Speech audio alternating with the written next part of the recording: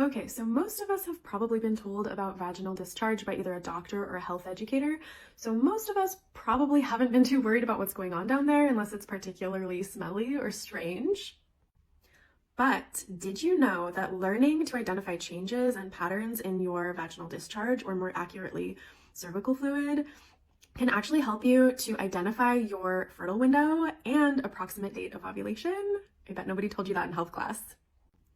Hi, I'm Gretchen. I'm a certified fertility awareness educator, and I am here to help you get to know your body so that you can own your body. And I'm going to tell you how this all works. Okay, so first things first, there are 3 types of cervical fluid that were identified by Dr. Eric Odeblad, who is the guy who spearheaded the research on all of this.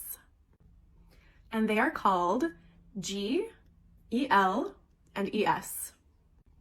So G-type mucus is anti-fertile. It actually forms a barrier to your reproductive organs to kind of keep them safe while they're closed for business temporarily.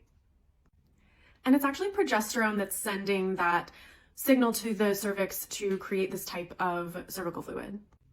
G mucus is going to be observed as scant, dry, and thick. So you might not even see anything when you're experiencing this type of cervical fluid.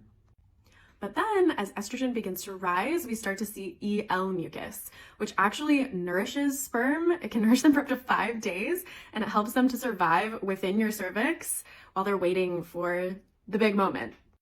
This type of cervical fluid has a moist sensation when you're wiping with toilet paper, and it kind of has like a cloudy, lotiony appearance. This is just some sunscreen I have at my house, but it's kind of like this, if you were touching it with your fingers.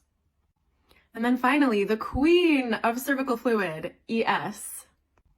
ES type cervical fluid is like a super highway for sperm. It's super fertile, and we usually see it when estrogen is super, super high, which is typically right before ovulation. It gives a really slippery sensation when you're wiping with toilet paper, and it's very clear and stretchy, kind of like egg whites. But how do we use all this information to actually identify when we're fertile and when we're not? So when identifying the fertile window each cycle, we always start with the point of change. The point of change is the first day of EL or ES mucus after menstruation. And then to close the fertile window, we look for what's called peak day. Peak day is the last day of ES mucus that's followed by a period of at least 3 days of either G or EL mucus. The period of time between the point of change and the 3rd day after your peak day is your fertile window. I really hope you found this video helpful. If you did, go ahead and give that like button a sweet little love tap, and go to my Instagram bio and book a call with me if you are looking to really learn this method using the fertility awareness method to either avoid or achieve pregnancy.